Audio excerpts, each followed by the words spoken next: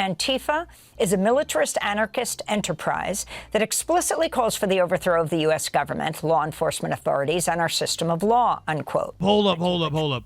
If Antifa is calling for the overthrow of the U.S. government, is that the U.S. government admitting that they're fascist? Is he a soy boy? Is he a proud boy? Could go either way. I am Antifa, an account belonging to Edwards posted to Blue Sky on Friday, and I will never comply with a fascist regime. He was a fucking cop. They've never been the smartest, though. First step of becoming Antifa is to quit your law enforcement career, possibly in spectacular fashion. Look up Chris Dorner. Hey, Donald Trump, right now, I am Antifa.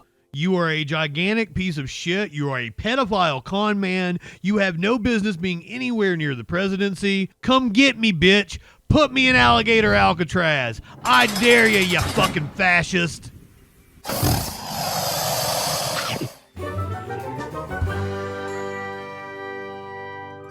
What is Antifa, and why does Trump want to label it a terrorist organization? President Trump is targeting the left-wing Antifa movement, labeling it a domestic terrorist organization, even though no such...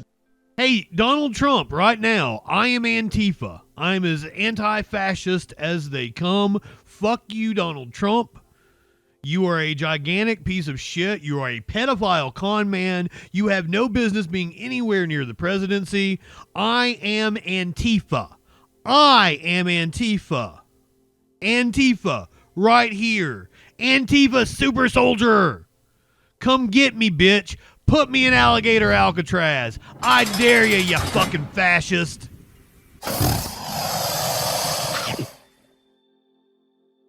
Anyway. Designation exists under U.S. law. The move follows a weekend memorial for conservative activist Charlie Kirk, who was shot and killed at a college campus event less than 2 weeks ago. Top Republicans have been calling for increased scrutiny of Antifa since Kirk's assassination, even though so far the man accused of shooting Kirk has no publicly known link to the movement. We're joined now by Luke Baumgartner, a research fellow with George Washington University's program on extremism. Thanks for being with us. Thanks for having me. So what exactly is Antifa? How do you describe its core beliefs and tactics? So simply put, Antifa is just short for anti-fascist. If you want to get more simple than that, it just means the opposition to fascism. Now, their belief system has a fairly wide range of encompassing ideologies, mostly on the political left, and they encompass anarchists, socialists, communists, and a lot of people in between there. So how is it organized, if at all? Are there actual leaders or it's not for the administration to target, or is that just a misconception? No, it's a widely held misconception, especially those who are looking to try and target this idea of Antifa. There is no hierarchical organizational structure. It is primarily a movement and an ideology. And there are no leaders, there are no assets, there are no bank accounts or revenue streams to go after either. Given all of that, is it a genuine security threat? Is it a political scapegoat, or something in between? I would classify it more as a political scapegoat, honestly. There have been incidents of political violence linked to far-left extremists in the U.S. in recent years, but the overwhelming majority of the data points towards far-right extremism being a much more serious threat to national security. Tell me more about that. In the last 5, 6, 7 years, or the last 10 years more broadly, we have seen a rise in left-wing or left-aligned political violence. You can look at the shooting at the congressional baseball game as one, or the recent attacks on a... The shooting at a congressional baseball game, was that 2015, 2016? That was 2016. That was the summer of 2016. That was 9 years ago. You had to go back. ICE facility or the CBP station down in Texas. But data bears out time and time again from the University of Maryland, from the Center for Strategic and International Studies, as well as my own work at the Program on Extremism, that political violence in the U.S. has overwhelmingly been attributed to those on the far right end of the political spectrum. President Trump signing an executive order designating Antifa as a domestic terrorist organization, a label that doesn't exist in U.S. law. What legal weight, if any, does that carry? Not much, to be honest. Like you said, there is no codified prohibition for domestic terrorist groups in the U.S. that does not exist in U.S. penal code the way it would for foreign terrorist organizations like Al-Qaeda or ISIS. So the full brunt and the full weight of the U.S. government and law enforcement agencies can't exactly come down on it like they would for others. And as I mentioned before, there's no bank accounts, there's no revenue streams, and there's no well-known or at least well-documented proof of funding. So does this move then give the administration cover? Unlike the Proud Boys, the Three Percenters, Patriot Front, it opposes, yada, yada, yada. I would say so, and that label's been used in the past. Anytime there's been any sort of resistance to far-right extremism or any of the administration's policies, you know, the 5150 protests, the No Kings protests, the Black Lives Matters protests, that was always labeled as Antifa. And it's this nebulous concept that's been, put into the minds of the administration that these are the enemies. Luke Baumgartner with George Washington University's Program on Extremism. Thank you for being with us.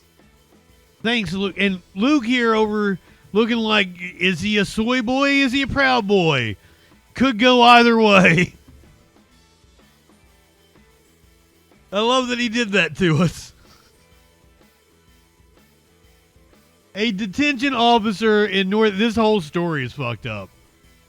A detention officer in North Carolina has been terminated over alleged I am Antifa social media posts.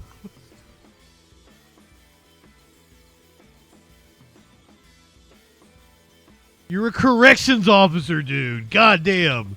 A sheriff's office in North Carolina terminated one of its detention officers after he allegedly posted I am Antifa on social media.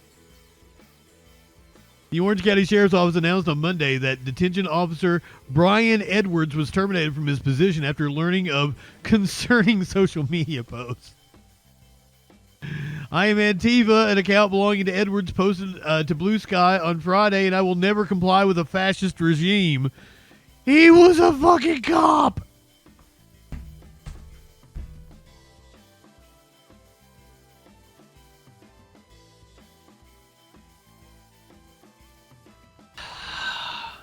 They've never been the smartest, though. They don't hire the smartest people to be cops, I assure you. According to the sheriff's office, the investigation confirmed violations of both the standards of conduct and the speech, expression, and social networking sections of the policy manual. As a result, Edwards was terminated from his position at the sheriff's office.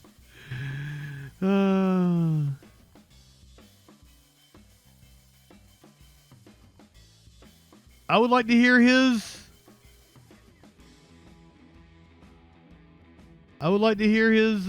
comments, please.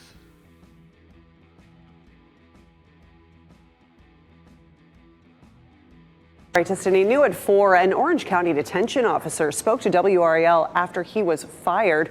The Orange County Sheriff says Brian Edwards has been terminated. Edwards was placed on administrative leave Saturday when the Sheriff's Office learned of concerning social media posts allegedly made by Edwards.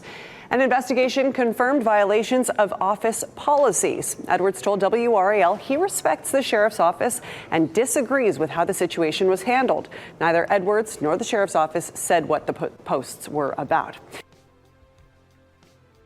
First step of becoming Antifa is to quit your law enforcement career, possibly in spectacular fashion. Look up Chris Dorner. And if you look up Chris Dorner and you are appreciative of his service to this country, you can buy a Chris Dorner Appreciation Society t-shirt from the Freak Store. I mean, cops should be concerned with other cops saying they're anti-fascists. You don't know the job you signed up for, my friend.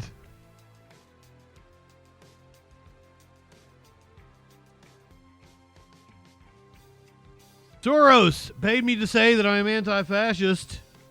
Trump asked about George Soros earlier today in the Oval Office. about James Comey. We heard there could be an indictment on James Comey. Do you know if there is an indictment, or Madam Attorney? I don't know. I know it's going on because I read the papers just like you do, right? So I don't know. Do you have anything to say about that? We can't comment on that. Yeah. Madam Attorney General, can you comment on a New York Times? Madam Attorney General, can you comment on a New York Times report saying that Justice Department officials have asked attorneys to target a George Soros-funded group? And is this executive order that you just signed a part of that effort? I'm not going to comment on whether there is or is not a pending investigation, but everything's on the table right now.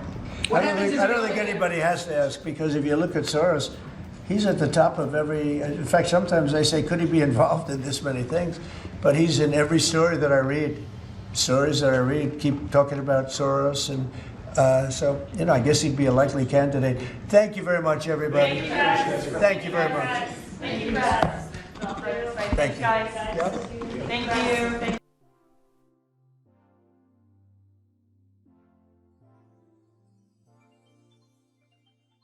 Love you, Daddy Soros.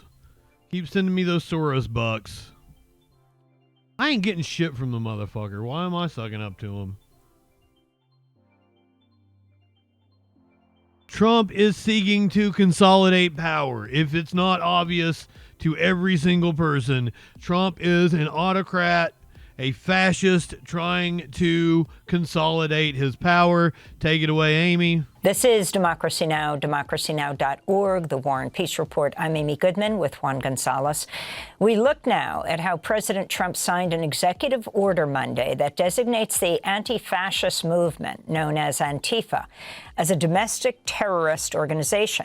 Critics note the U.S. doesn't actually have a domestic terrorism law. The order reads in part, quote, Antifa is a militarist anarchist enterprise that explicitly calls for the overthrow of the U.S. government, law enforcement authorities, and our system of law, unquote. A 2020 Congressional Research Service report describes Antifa as a decentralized movement without a clear... Wait a minute. Hold up. If Antifa is calling for the overthrow of the U.S. government, is that the U.S. government admitting that they're fascist? Because Antifa is only opposed to a fascist government. You see, it's in the name. It's in the name. Is a militarist anarchist enterprise that explicitly calls for the overthrow of the U.S. government, law enforcement authorities, and our system of law, unquote. A 2020 Congressional Research Service report describes Antifa as a decentralized movement without a clear structure or leader. Antifa traces its roots both to anti-fascist movements in Europe and to opposition that formed during Trump's first term in office. Trump's new executive order also calls for the, quote, investigatory and prosecutorial action against financial supporters of Antifa. This is part of a wider attack on his critics that ramped up even further after the assassination of the conservative activist Charlie Kirk, even though law enforcement has made no links to Antifa and the alleged killer. For more, we're joined by Will Potter, award-winning investigative journalist, author who focuses on attacks on civil liberties in the name of fighting terrorism.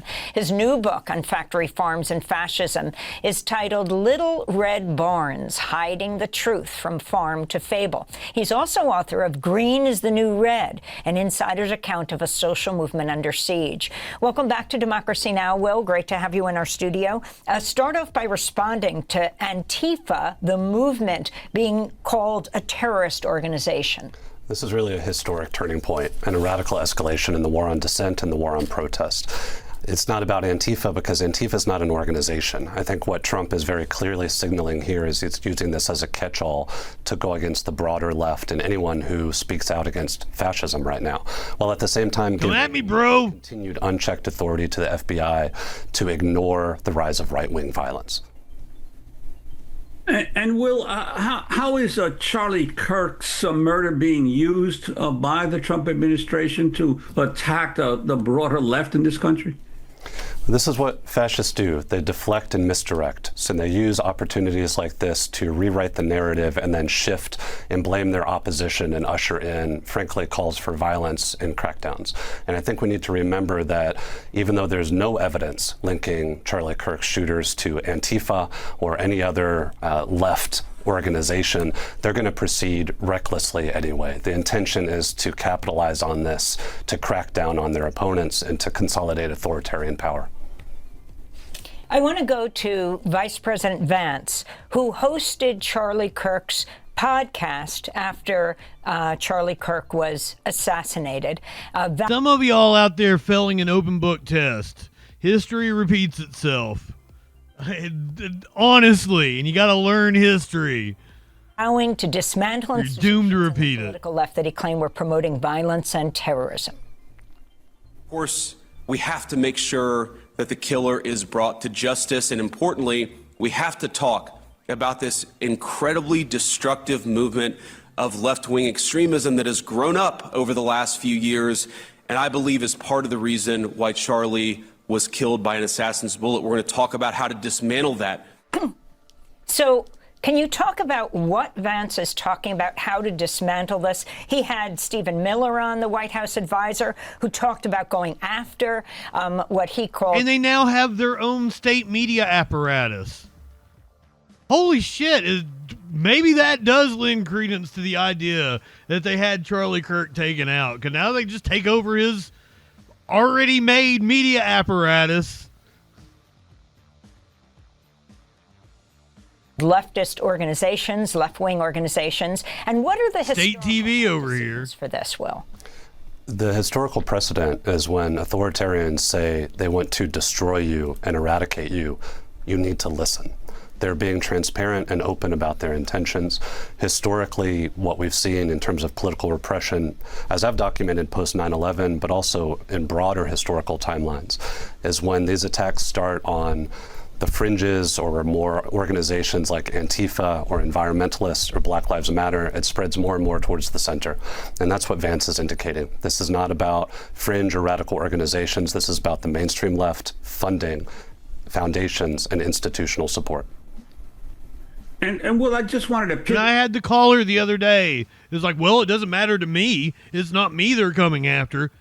Not yet. No, that's why it is important. I had a guy in my comments on YouTube was like, I'm tired of the T in the LGBTQ. I'm a gay man. I don't agree with any of this. Like, what does them being trans have to do with me? And I'm like, we're all part of a marginalized group, man. We got to stick together because there's strength in numbers. They are coming for us.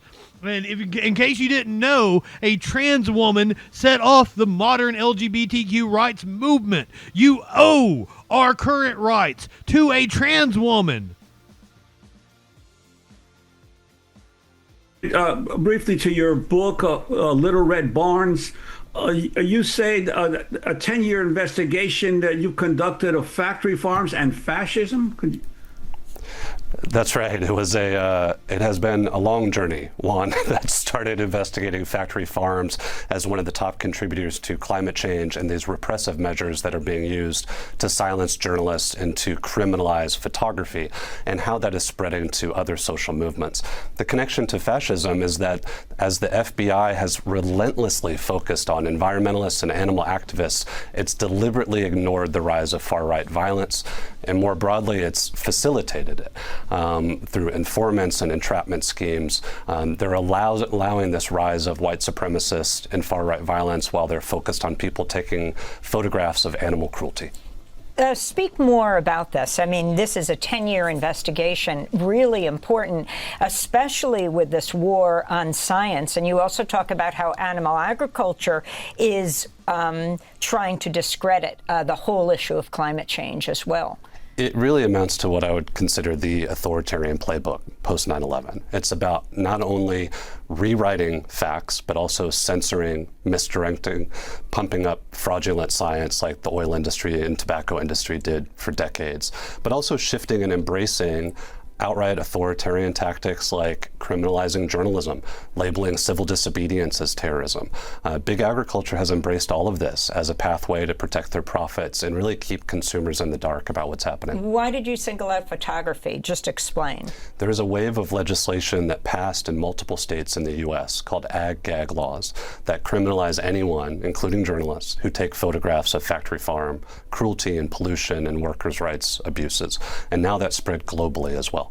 Why the title Little Red Barns? This is the foundational myth This is the story we're all raised on of what a farm looks like. And it struck me in the investigation that this is also the foundational myth of fascism. When we hear "Make America Great Again," we're talking about this return to an idyllic past that never existed. And this is what fascists have always done. They kind of create this mythology that we have to return to this golden era, and therefore their attacks on dissent today are legitimized. Thanks for watching Democracy Now! Every fucking time. Every fucking time. And thank you, Amy and Juan over at Democracy Now! Shelly, welcome in. Some of y'all fell in an open book test. Trump is seeking to consolidate power, and that should alarm everyone. Like one hit and hit one back on one more click before we hit the set an alert when that shit goes live. Social fucking support and hit subscribe. Light one up and take a hit. He does no harm, but it takes no shit. He's the last one standing when the ship is sinking. Let's take another rip for JustinFREAKIN. Light one up, tip one back. I'm JustinFREAKIN. I'm not high enough for this shit.